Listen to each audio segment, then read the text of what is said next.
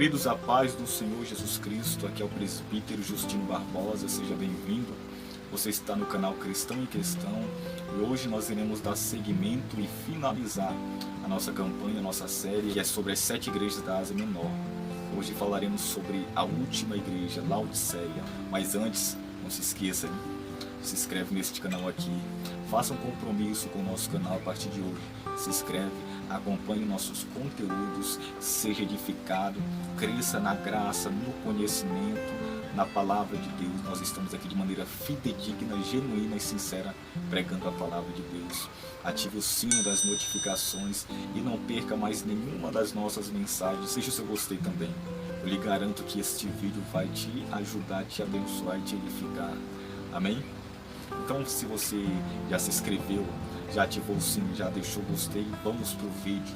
A cidade de Laodiceia, dentre todas as cidades da Ásia Menor, essas 6 cidades fora Laodiceia relatada, Laodiceia se sobressaía por conta da sua grande, imensa riqueza e poder aquisitivo e seus recursos. Ela estava situada sobre o rio Lico, e um fato importante sobre a igreja de Laodiceia é que ela estava edificada sobre 7 montes, assim como Roma, e assim também como a igreja apóstata dos últimos dias.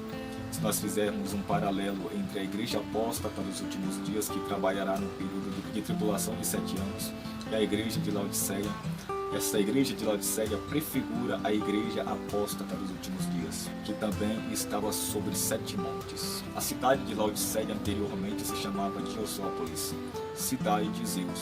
Porém, Antíoco II, que ampliou e embelezou a cidade, modificou o nome da cidade para Laodiceia, em homenagem à sua esposa Laodice. A cidade estava introduzida sobre uma região vulcânica, assim como Filadélfia, e ela sofria muito por tremores de terra. Tanto é que no ano 60 depois de Cristo, a cidade teve um grande terremoto que a destruiu, deixou em ruínas. Porém, os habitantes da cidade de Laodiceia, por serem ricos, por terem grandes recursos, conseguiram, sem a ajuda de ninguém, do governo, do Estado nem de Roma, reedificarem, levantarem do zero a sua cidade novamente. E por este ato eles se orgulhavam e se vangloriavam. Sua economia girava em torno de sua escola de medicina, era a maior escola de medicina de toda a Ásia Menor. Era de lá que produzia o colírio, o unguento para os olhos. Ela se gloriava também de sua lã, de seu tecido, sua indústria manufatureira. E também a cidade no centro bancário. Toda a riqueza da Ásia Menor estava centrada em Laodiceia. Bom, nós já conhecemos um pouco do contexto de Laodiceia, agora nós iremos entrar no contexto da igreja. Jesus ele escreve para a igreja de Laodiceia dizendo ao anjo da igreja que está em Laodiceia, ele escreve: isto diz o Amém, a testemunha fiel e verdadeira, o princípio da criação de Deus. Eu sei as tuas obras, que nem és frio e nem quente. Quem deras fosse frio ou quente, mas és morno, e por seres morna, vomitar-te-ei da minha boca. Jesus se apresenta para esta igreja como o Amém. Amém expressa o desejo da confirmação de algo. Um exemplo disso, nós costumeiramente, em nossas orações, nós finalizamos com o Amém. Quando nós dizemos Amém em nossas orações, estamos dizendo a Deus: assim seja feito, assim seja concretizado. Portanto, esta palavra expressa firmeza, concretização, confirmação. E Cristo, ele é a concretização, a confirmação e a firmeza de todas as promessas e propósitos de Deus manifestos nas Sagradas Escrituras referentes à sua igreja.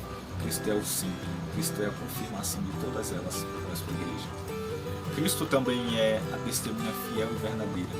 Ora, ninguém nessa terra trouxe uma revelação tão plena, sublime e sobre-excelente de Deus como Cristo Jesus. Jesus trouxe a mais alta revelação que alguém poderia dar de Deus ao homem. O Deus que era oculto no contexto veterotestamentário, o Deus que é intangível, invisível, que é espírito, que ninguém via, ele manifestou-se de forma plena em Cristo. O apóstolo Paulo diz que foi do agrado de Deus que toda a plenitude da divindade habitasse corporalmente em Cristo. Cristo nos trouxe a revelação, o testemunho fiel, fidedigno e verdadeiro de Deus. Tanto é que o apóstolo João também, para corroborar tudo o que estamos falando aqui, ele vai dizer que a lei foi dada por Moisés, mas a graça e a verdade vieram por meio de Cristo Jesus. E ninguém jamais viu a Deus, a não ser o unigênito Filho de Deus que está no seio do Pai. Este revelou a Deus. Jesus, uma certa feita, ele chega a falar para um de seus discípulos que pediu para ver o Pai. Cristo disse: estou há tanto tempo convosco e não me vistes? Já não te disse eu que quem me vê a mim, vê o Pai que está em mim? Portanto, Cristo ele manifestou tanto em seu caráter, em suas obras, em tudo o que fazia, os atributos, a natureza e o caráter de Deus Pai. E Cristo também é o princípio da criação de Deus. Ora, isso não deve ser entendido como Cristo sendo o primeiro a ser criado, mas Cristo foi a origem, a causa primária de todas as coisas que surgiram. Cristo foi quem criou, quem deu origem. Todas as coisas foram feitas por Ele. E isto aqui para esta igreja que supervalorizava os tesouros terrestres da criação mais do que o próprio Deus da criação. Cristo diz para esta igreja: eu conheço as tuas obras, que nem és frio nem quente. Cristo ele usa um fato bastante comum da cidade de Laodiceia. A cidade sofria na questão do abastecimento de água. Os habitantes da cidade construíram um aqueduto, um sistema moderno de tubulações para que a água fosse trazida até Laodiceia. Laodiceia estava introduzida na mediação entre duas cidades, Colossos e Herápolis. Colossos era conhecida por suas águas refrigeradas. E Herápolis era conhecida por suas fontes termais, sua água quente. Entendeu a referência? Herápolis, água quente. Colossos, água fria. Laodiceia estava nesse meio termo. E a água que era trazida fria de Colossos, quando chegava até Laodiceia pelo seu sistema de encanação, ela chegava morna, nem quente nem fria, mas morna. Não dava para ninguém beber. No máximo colocar na boca e cuspir para fora, porque a água causava náuseas, ânsia de vômitos. Assim também era a religião, o cristianismo que estava sendo desenvolvido, a fé, a crença desta igreja diante de Cristo. Cristo estava enojado da adoração, do culto, da crença, da religiosidade desta igreja. Estava a ponto de cuspir para fora de tanto nojo que Cristo estava sentindo desta igreja, do estilo de vida que esta igreja estava levando, da posição que esta igreja estava vivendo diante de Cristo. Cristo desejaria que ela fosse quente, fervorosos, totalmente entregues a Deus e ao serviço de Deus, ou desejaria que tais pessoas, tais crentes estivessem logo no mundo. Por quê? Porque é muito mais fácil Cristo lidar com uma pessoa que está no mundo do que uma pessoa que vive de maneira, numa posição indefinida, que não adota uma posição firme daquilo que quer, que não se decide, que é indecisa. Pessoas que dão um passo com Deus e dois com o diabo, um passo com Deus e dois com o mundo. Vivem de maneira indecisa, não se decidem naquilo que querem servir a dois senhores. Cristo diz que é impossível alguém servir a dois senhores. E uma pessoa que vive nesse estado de Laodiceia, no estado de insensibilidade, nessa posição espiritual de mornidão que eles estavam adotando, é impossível, é muito difícil Cristo trabalhar na vida deles. É mais fácil Deus trabalhar numa pessoa que está no mundo, no pecado, praticando toda sorte de males. Eu estou respaldado na Bíblia sobre isso. Lembra do filho pródigo? O filho pródigo estava na casa do pai, junto do pai, servindo ao pai, porém insatisfeito. E na sua insatisfação ele manifestou o desejo de sair da casa do pai. O pai não o segurou à força. O pai não o deteve ali para que ficasse perto dele, ainda que o amasse. Não. O pai, mesmo o amando, abriu mão do filho por um momento. E o filho tomou as riquezas, suas riquezas, e partiu para uma terra longínqua, para o mundo. E sabe uma coisa que aconteceu? Lá no mundo, o filho padeceu por várias dificuldades, necessidades, passou fome. Chegou a um estado degradante e miserável, e ele percebeu que não havia melhor lugar para ele estar do que na casa do pai, sob os cuidados do pai, sob a direção do pai.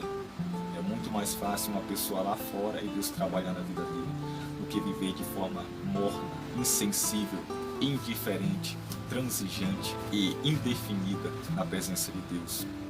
Deus não deseja que ninguém viva da maneira que estava vivendo Laodiceia. E esta igreja, ela tinha uma posição, ela tinha uma visão, uma opinião errônea acerca de si mesma. Esta igreja olhava para si própria e dizia: eu sou rico, estou enriquecido e não tenho falta de nada.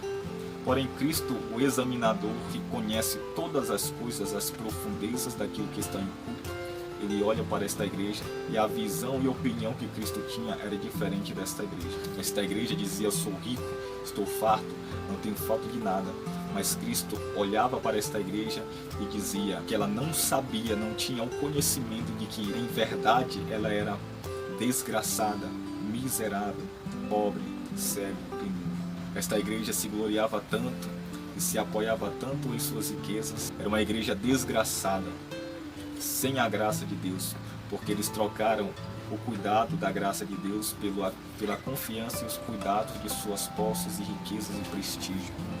Eles não tinham mais a graça de Deus, portanto eram desgraçados. Miserável. A palavra miserável ali significa alguém digno de pena, de dó, uma pessoa que se encontra em um estado lastimável. Cristo olhava para esta igreja e sentia pena, sentia dó do seu estado lastimável, miserável, para uma igreja que se considerava rica e não tinha falta de nada.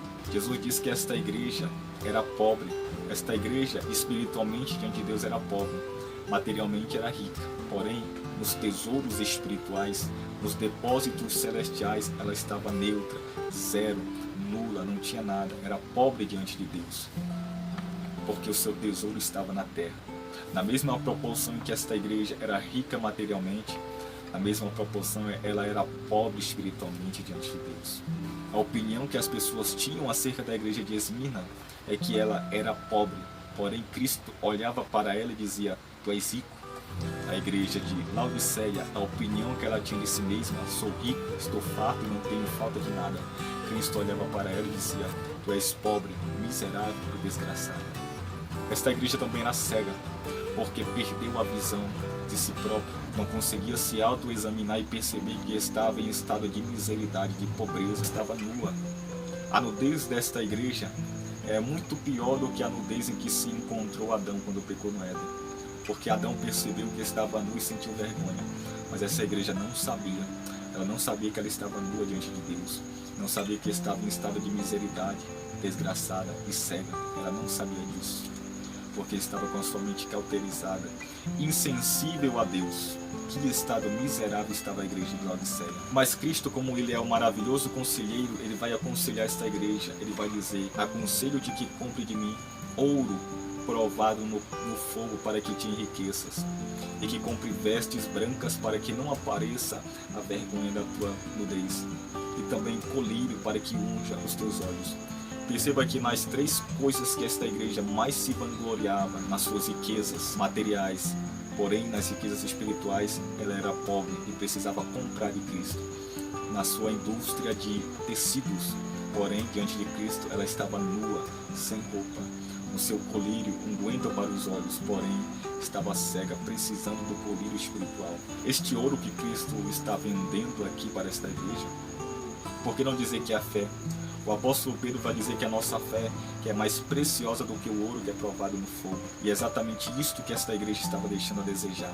A fé salvífica, a fé que opera para as obras, a fé que opera para a salvação, a fé que nos faz ser crentes genuínos e fervorosos diante de Deus. A fé, ela é um elemento imprescindível na vida de um cristão. Desde o início da sua jornada até o final, ele vai precisar de fé. A fé só deixará de ser essencial a partir do momento em que nós nos encontrarmos com Cristo face a face. Mas até lá, fé. Lembra do apóstolo Paulo até o final da sua carreira. Combati o bom combate, acabei a carreira. Mas Paulo não acabou a carreira e combateu o bom combate de maneira nula. Paulo guardou a fé também. Ele tinha fé até o final da sua vida. Então nós precisamos de fé. E para nós obtermos uma fé genuína, nós precisamos estar dispostos a comprar, a pagar o preço desta fé. E o preço desta fé é um preço de sofrimento para se obter a fé genuína. Assim como o ouro, que precisa, assim quando é extraído do barro, precisa ser lançado no fogo para que as suas impurezas possam ser tiradas. E quando o ouro é introduzido no fogo, as impurezas que estavam no ouro é retirada e ele se torna um ouro puro e tem o seu verdadeiro valor, seu verdadeiro preço. Assim também é a nossa fé. ela precisa passar pelo forno das dificuldades e provações para que as impurezas das incertezas, incredulidade, dúvidas, falta de confiança em Deus, quando confiamos mais em nossas posses, recursos e riquezas e deixamos de confiar mais em Deus. Então tudo isso precisa ser retirado. E as dificuldades são um contexto propício, mas nós temos que estar disposto a pagar este preço. E as vestes fala de pureza, de justificação e santificação. Cristo queria tratar dos pecados desta igreja que estavam expostos diante de Deus. A sua vergonha diante de Deus estava exposta. E Cristo queria pôr vestes brancas, alvas, puras nesta igreja, para que a sua nudez fosse coberta. Cristo queria tratar o pecado desta igreja. E o colírio serviria para que os olhos do seu entendimento, da sua razão, da sua mente pudessem ser iluminados pelo verdadeiro conhecimento de Cristo e de si próprio. Uma igreja precisa conhecer a si próprio, precisa se autoexaminar cotidianamente. Cristo diz para esta igreja: eu repreendo e castigo a todos quanto amo. Sê, pois, zeloso e arrepende-te. Cristo diz para esta igreja que não era para ela se entristecer por estas palavras tão duras e severas que Cristo estava proferindo sobre ela. Muitas das vezes Cristo ele vai ser duro, como ele foi duro nas Escrituras Sagradas. Há relatos de momentos em que Cristo foi duro. Sim, é necessário, mas isto é exatamente a prova do amor que Cristo tem conosco. Quando Cristo está nos disciplinando, nos açoitando, nos corrigindo, Cristo está também demonstrando o seu amor para conosco. Porque a correção e a disciplina é a prova do amor que o Pai tem pelo Filho. O amor genuíno não é aquele amor que omite a disciplina e a correção. Este amor é um amor negligente, mas o amor verdadeiro é aquele que corrige, que aconselha, que repreende. Este se ama. E Deus, ele só vai repreender, disciplinar e açoitar aqueles que ele aceita como filhos. Cristo, ele não repreende nem açoita aqueles que são bastardos, somente filhos. O Cristo retratado aqui nessas epístolas é bem diferente do Cristo retratado no cristianismo de nossa atualidade. Porque o Cristo que é retratado hoje é um Cristo irresponsável, que não trata, que não disciplina, que não corrige os seus filhos, mas deixa eles viver de toda e qualquer maneira. É um Cristo negligente, é um Cristo que ama tanto que permite que as pessoas vivam nos seus prazeres, nos seus pecados, de qualquer maneira. Este Cristo não é o Cristo apresentado nas epístolas. Este Cristo irresponsável que está sendo pregado no nosso contexto, na nossa atualidade, não é o Cristo das Escrituras, mas o verdadeiro Cristo, ele corrige, ele exorta, ele é severo, ele é duro quando precisa ser duro, mas é exatamente para o nosso bem. Isto é exatamente a demonstração do amor de Jesus para com a sua igreja. Sê, pois, zeloso e arrepende. A igreja de Laodiceia também precisava se arrepender de seus pecados, de sua má conduta, do seu cristianismo apático, morto. E Cristo diz para esta igreja: eis que estou à porta e bato. Se alguém ouvir a minha voz e abrir a porta, entrarei em sua casa, cearei com ele e ele comigo. Cristo está chamando esta igreja para a verdadeira comunhão, porque esta igreja havia abnegado a verdadeira comunhão com Cristo para abraçar a comunhão com o mundo, com suas posses, com suas riquezas, com a sua autossuficiência. O quadro cronológico e espiritual da igreja para os últimos dias é este. Lembra que no início do livro de Apocalipse, João retrata Jesus como aquele que está no meio dos sete castiçais ou candelabros. E estes candelabros ou castiçais é a própria igreja. Cristo começa no meio, no centro da igreja, mas quando nós vamos nos aproximando para o estágio final da igreja, que é Laodiceia, Cristo ele perde a sua centralidade, a ponto de ser lançado para o lado de fora. A tendência para os últimos dias que a Bíblia nos revela profeticamente é Cristo ser descentralizado e ser lançado para fora. Perceba que nós estamos vendo isso em nosso tempo. Cristo está sendo descentralizado do Evangelho. Cristo está sendo descentralizado da adoração, do culto, da igreja e da vida de muitos e muitos cristãos. Cristo não é mais o centro. Cristo não está mais no meio dos castiçais. Cristo não está mais no centro de muitas igrejas, mas Cristo está do lado de fora. Porque dentro da igreja há vários senhores. Senhor deleites, Senhor prazeres, Senhor cobiças, Senhor dinheiro e Cristo está do lado de fora. Mas assim como Cristo estava chamando esta igreja para a comunhão, hoje Cristo chama a sua igreja para a comunhão, porque nós estamos vivendo a geração de Laodiceia. Esta igreja está viva em nosso tempo. E Cristo faz uma maravilhosa promessa para esta igreja. Esta igreja que Cristo estava a ponto de vomitar, Cristo faz uma promessa de que se ela vencesse, se assentaria com Cristo em seu trono, assim como Cristo venceu e se assentou com seu Pai no seu trono. Cristo promete para esta igreja vitoriosa compartilhar do seu reino com ela. Nós sabemos que a igreja reinará com Cristo, se assentará em tronos junto com Cristo para julgar, para reinar, para reger, para governar. Mas quem é essa igreja vitoriosa? É a igreja que Paulo cita em Efésios, igreja gloriosa, sem mácula, sem ruga, sem mancha ou coisa do tipo. Esta é a igreja triunfante e vitoriosa que irá reinar com Cristo. E Cristo encerra a sua epístola à igreja de Laodiceia, a última igreja pré-arrebatamento, dizendo: quem tem ouvidos, ouça o que o Espírito Santo diz às igrejas. Bom, nós terminamos por aqui esta série com muita graça e misericórdia. Esta era a igreja de Laodiceia. Que Deus em Cristo possa te abençoar. Espero que esta mensagem tenha lhe ajudado, te despertado e também produzir na tua vida o verdadeiro avivamento. Que Deus em Cristo possa nos abençoar e até a próxima, se Deus quiser. Amém?